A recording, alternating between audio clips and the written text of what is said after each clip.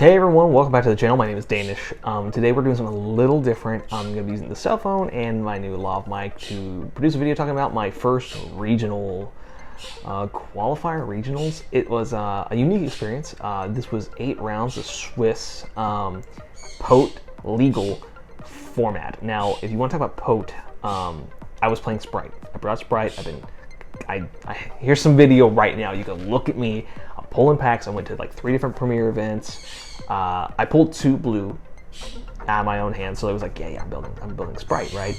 Traded for the final one. Had great pulls all out. Actually, at least for pre-release prices, pretty good. I decided I want to play Spright, so I start building the deck, and so I know that I went to locals, brought my first list. Didn't like it, went 2 and 2 and went, that's not good enough, let's make this better. So I spent all Friday night, last night, working on the deck, and I actually cut from a 43 card list to a 40 card list with some minor changes in the main side and extra. Everything I can to make this deck good. Now, I'll give you a spoiler. I didn't build it. I did not do a good job building this deck. And I'll show. We'll actually get through the deck card by card. I'll talk about it. Talk about what you could have done better. And I even bought some cards after the fact, after the tournament was over. That second place, Brad, had actually piloted a Spright deck with a much cleaner list that I think that I will definitely be taking some inspiration from. So. Yep, it was a really cool experience being there in person, seeing all these other people who loved the game just like me and playing it. And it's like 150 something people, 8 rounds of Swiss, and then that was it. So I will give you a spoiler. Didn't do well. I won 1 round, which thankfully the video I do have of me playing is of that round, so at least I do have that 1 win. I definitely could have got maybe 2 more wins, but this is where a skill gap thing kind of comes in. I need to be better at siding and maybe not letting people take back plays either. If you want to win, you have to be competitive, and so people make mistakes, not letting people take those things back might be the way to go. But in the end, I still had fun, a lot of learning experience. I do wish I did better, but I learned from my mistakes, seeing how other people were playing the deck in paper, and hopefully I can make adjustments from there. But why not? Let's just go into the deck list. Let's see what I'm playing with. So we'll switch over to that camera now. And by different camera, I mean the other side of my phone, because I really want to get some testing in with this camera. So let me just recenter a little bit. And hey, let's get started with the deck list. So it is 40 cards in the main, 15 side, 15 extra. Starting off with, of course, the Spright stuff, 3 blue. This was obviously well worked for an 8-3, 3 jet, and 1 red and 1 carrot. Some people were playing 2 red. I also saw those people take them out last night too. You really don't want to see more than those. Blue and jet are obviously your bread and butter. They're fantastic. They combo with each other. They get a lot of your play starting and get a lot of your ball rolling when it comes to getting field presence and material for those really good extra deck monsters. Next, starters. These are your cards that like really extend your plays, really make some good inboards. I say that, Diva. Diva's the first one. I was playing it at 3. I did cut it down to 2. I hated this card. I'm getting rid of it. I'm changing it up for the different engine, the one that second place player Brad was using. This is good. So theoretically, if we were in the OCG and we had Max C, this going to another copy of itself, going into Hulk, and getting the Max C on the board, and then bouncing it back with a Swap Frog, which I'll show here in a minute, would be crazy. Now, can you still get a hand drop to your hand? Sure. Something like Ash Blossom up there on the right is a fantastic ad, or a Gamma, or whatever. Never came up once. Not a single time. It was actually, this always got sided out. Every single game 2 and 3. So, I'm cutting this in the future. This is gone. So, but I did play it. It's fine. It's serviceable. I'm not playing the Brome package build that you might see some people playing. 1, because I don't own Brome, but 2, I was cutting this anyway. I didn't want to see it. This card just wasn't good enough. The only thing that was really nice about it was that you could pitch it for Swap Frog to special summon itself, and if that's the best you're going to have your normal summon, it's not good enough. Next, we're playing the Frog package, 3 Swap Frog. This card's fantastic, does everything, not once per turn. Not a hard once per turn, just nuts. And then of course your 1 dupe and 1 Ronin. I never had Ronin banished by anyone else during my time playing. So running one's fine, one dupe is fine. I've seen some people cut the dupe, but the dupe is nice because it does add a little bit extra protection and another material for you to pop. These are your really good normal summon starters. Swap Frog is fantastic, and even these cards aren't really hard bricks because you can still normal summon them, and special something like a blue or jet or carrot red, and at least get the ball rolling there. But in the future, Deep Sea Diva is definitely a cut. And I'll actually throw that over here because those are going out right after this recording is done. Next, hand traps. This is where I'm definitely getting some work into. I was playing a lot of 3-ohms. I had to cut the deck down to 40. That's why this 2 Ash, 2 Veiler, 3 Crow, 3 Gamma with the driver, 2 Imperm. Last night during locals, I missed having the effect Veiler, so I cut the hard 1-ofs. Well, by that I just mean I cut down 1 Ash and 1 Imperm. This is not technically a hard 1-of, but it once per turn. But it the weakest of the hand traps, in my opinion. Well, I would think that, but going into today, Gamma was the worst card. I hated seeing it because it never was live. Not once did I ever have the situation where I activate starter, they activate Ash, and I activate Gamma. That's like bread and butter. If that were to happen, that's just so much advantage. You can make a free elf, you can make anything. Never came up, not a single time. Gamma was, in fact, the worst hand trap. Worse than Effect Veiler, which is saying something because Veiler is far more limited in its use than this guy, and this just literally never came up, except for another card I'll show in the spell trap lineup. But this is my hand trap core. Going forward, I am bumping up Ash, I think, to 3, probably cutting the Effect Veiler, maybe putting these into the side and taking these out. It just never came up, and that's the worst part, because this card's really good, because again, being able to special summon, block effect that's going to, negate something like an Ash or something. Being able to make a free elf or something else, just 2 material on board for free, is such a crazy value. It just never happens. So if you are planning on playing on the deck, if you are going to play the side frame package in the main, I do recommend running Lambda. I did not, and maybe that's part of the problem. I wasn't running the proper extra deck. Again, I went 1 and 7. So I think if you are going to choose to keep that in going forward, you definitely want to have the Lambda in the extra deck. And finally, fill spell traps. 3 starter, 2 E-Telly, 1 Smasher, 2 Dark Ruler, 3 Cross Out, and 1 Call by the Grave. This is another place where I feel like I messed up. If I cut in the Gammas, I don't need these. Honestly, these, not it, Chief. They're fine for the build I'm doing, but at that point I should probably be running 3 of this, again, cutting the Divas entirely, and running the Lambda on the extra deck. So that's going immediately into the cut pile. I don't even want to think about it. Starter's fantastic. This card's literally fucking bonkers. I will say paying life points does come up. If people are playing Lava Golem, I did lose a round to that because I activated 2 of these. Took a little bit of chip damage from an attack, and they just passed, and I had 900 life points in a Lava Golem that I couldn't stop. So just keep that in mind, life point gain. Smashers is fantastic. This card, non-targeting banish at quick effect speed. That's all I gotta say. Cross Out. This card, I have such a love-hate relationship. On one hand, this card is nuts. You build a board, they try a Dark Ruler, you call Dark Ruler. It bread and butter. Dark Ruler's everywhere in this format. Everyone's running 3 copies, except for me, obviously. I do have it in the side, though. And again, it's nuts. It's insane, but I bricked on this. I lost a game because I drew 3 of this card. It doesn't do anything to start your plays. It's a once per turn, a hard once per turn, and it's not searchable. It doesn't come up. This might be a good side deck option if you're really worried about certain hand traps plaguing your format or your locals. And I hate cutting this card because it's just like having a pseudo Call by the Grave, right? And maybe just dropping it down to 2 so you just have the 3 protection instead of 4, because again, one game I did have 3 of these and it was monstrously bad. I felt like it was the worst card because you have to run almost everything, which obviously you're going to see Ashes, you're going to see DD Crows in this format, but let's say they hit you with a Cherries and you're not running Cherries, which apparently people were playing in Top Cut. This is dead. completely dead. You have to guess what your opponent's playing. It's not as flexible as you would hope it would be. So this is, I don't know what I'm doing with this card yet. Put it sideways. Pretend like I'm not thinking about it. Obviously, All-Star this format, Dark Ruler. This card's crazy. Every deck has a hard time playing through this in some capacity. You're usually not OTKing anyway with this deck, so I would run 3 in the main. It's nuts. Take it out if you have to during the deciding process, but it's crazy. And of course, Called By is nuts. The whole deck's just crazy.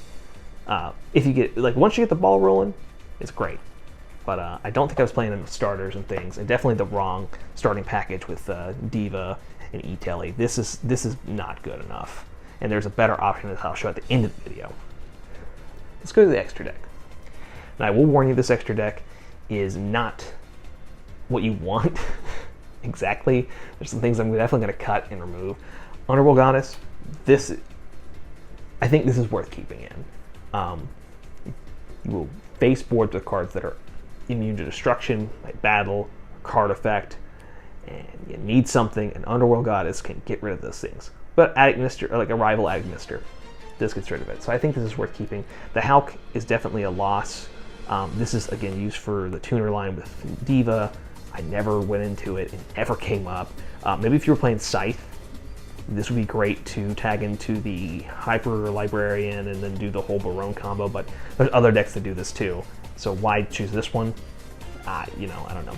Dark is fantastic. There's always going to be dark monsters in the grave, basically. I think this is the best of the Charmers to run, so I definitely would run this. Oh, Access Code.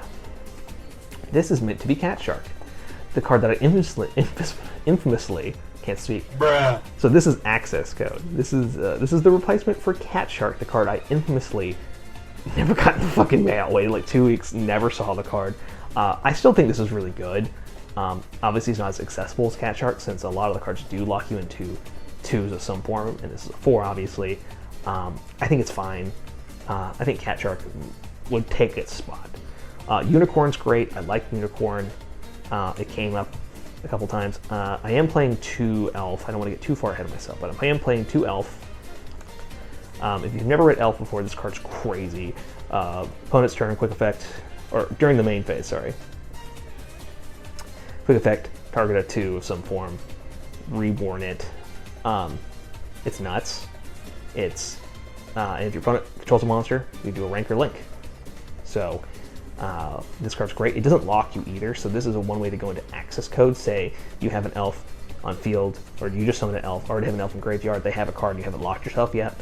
This is Access Code right here. So, and at least 1 pop. Obviously, I would do it a little differently if you could control the situation, but this card's fantastic. Almost want to run it at 3, but the deck's already having a hard time with space. Last of the Links, IP. This card's great. You can use this to tag into the Underworld Goddess on your opponent's turn, or go for Unicorn, or that's really it. That's the ones I would at least consider. This may be cuttable in the future if you're not going to play those other cards. Still having the Unicorn's pretty nice. I like the card at least. So that's the Link package. Then we go to the Ixies. Now this is the part where it's like, where a lot of the power is kind of concentrated. So let's start with the bread and butter. Gigantic Spright. This card, if you were playing against this deck, you gotta stop this guy. Ghost Ogre does it, Ash does it, Effect Veiler, Imperm. Whatever you gotta do, try to stop this card. This card special summons from the deck any 2. It's nuts. It also locks both of you out of summoning anything other than 2s of any form for the rest of the turn. You are playing 2 of this card. It's nuts. It's insane. It's crazy, and it's so good. It's just bread and butter. You know, if you had space, you'd run 3 of each because it does everything. Excuse me. Next, Gin Buster. I will say in this current build, awful. Never went into it once. I thought about cutting it until I saw the top lists. Apparently this card is the GOAT in those top lists, and I'll show why in a little bit, but I am keeping it, obviously, because of those lists now. Totally awesome. I don't think there needs to be much said about this card. This card is literally the most bonkers. This is getting banned. This is going to be gone next format, I'm sure, or at least limited, because it's nuts. Omni Negate that with Elf you can bring back during your opponent's turn, and you can get swaps back to hand when it hits the grave. So you can constantly recycle this bad boy and get advantage, and it's nuts, and I hate it, but you have to play it. But I love it too. Don't get me wrong. I actually ordered a deck box, and I'll show that off when it comes in.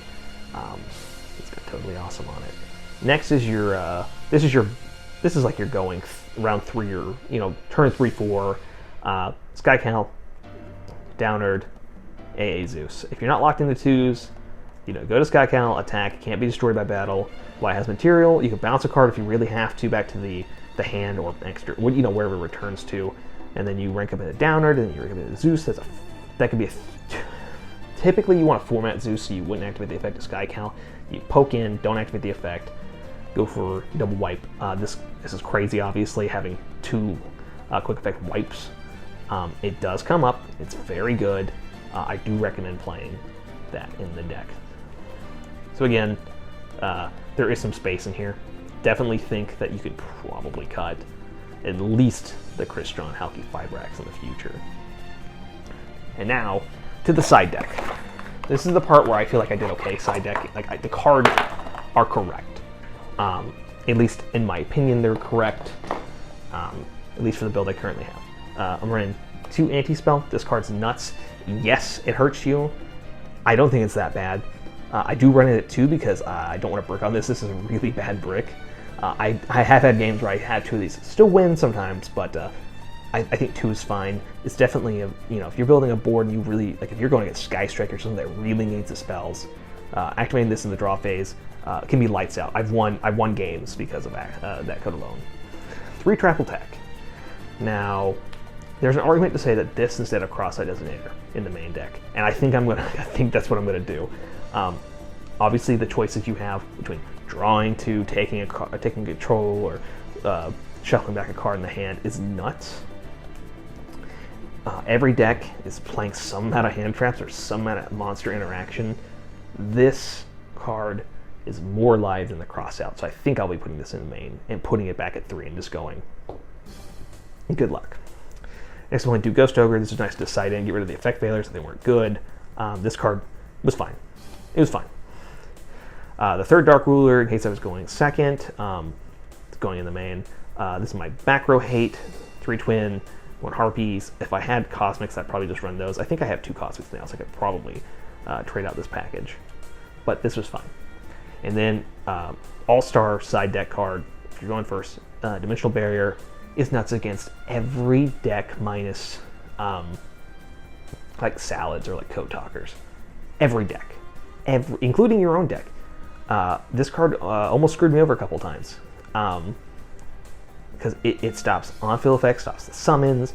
It's nuts. It's very good. And if you can get this card and are running this card, definitely keep doing so or start doing so because it hits every deck. This deck, you can kind of tell, was definitely tailored towards like tier elements. This would be crazy. I didn't get to face one all day, but I think maybe that's part of the problem. Now that we're done with like the deck profile with my list, is that it really was tailored towards a deck that I didn't get to see. I really wanted to see tier elements today because this deck, and the way I've sided it, and the way that it's built, is nuts. But I didn't see it. So what are you going to do?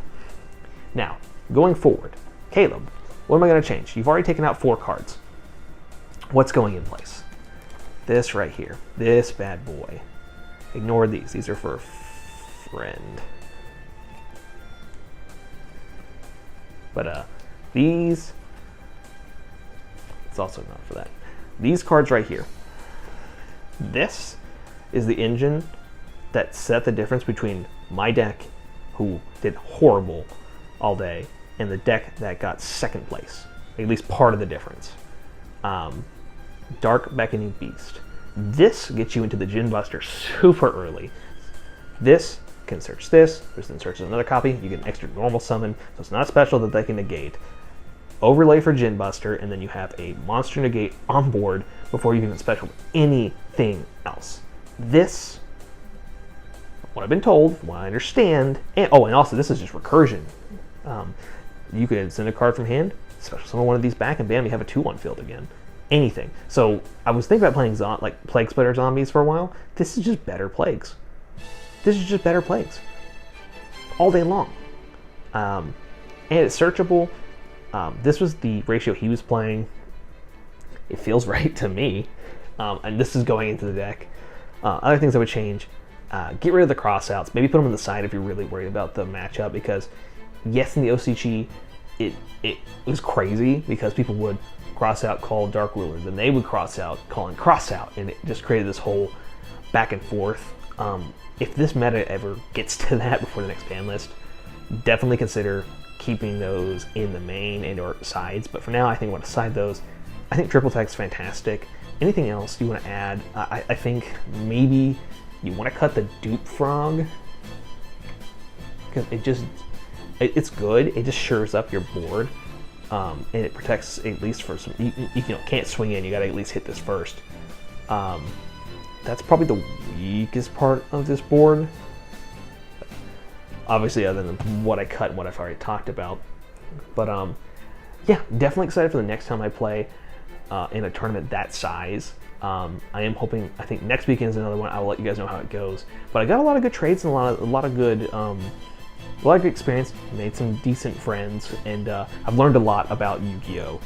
Just over the course of a day, playing just the little amount that I did.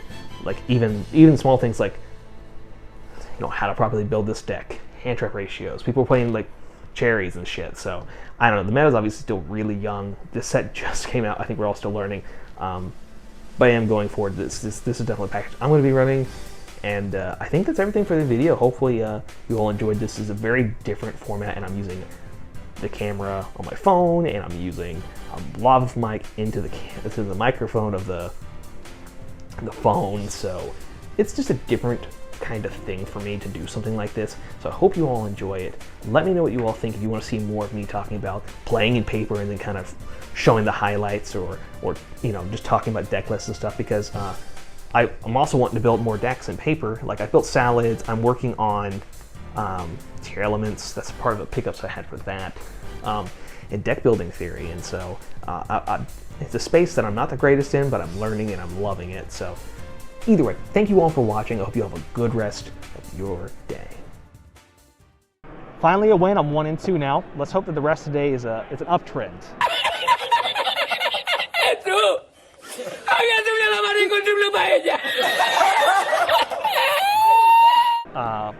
And again, Probably not. this man right here, he got the women.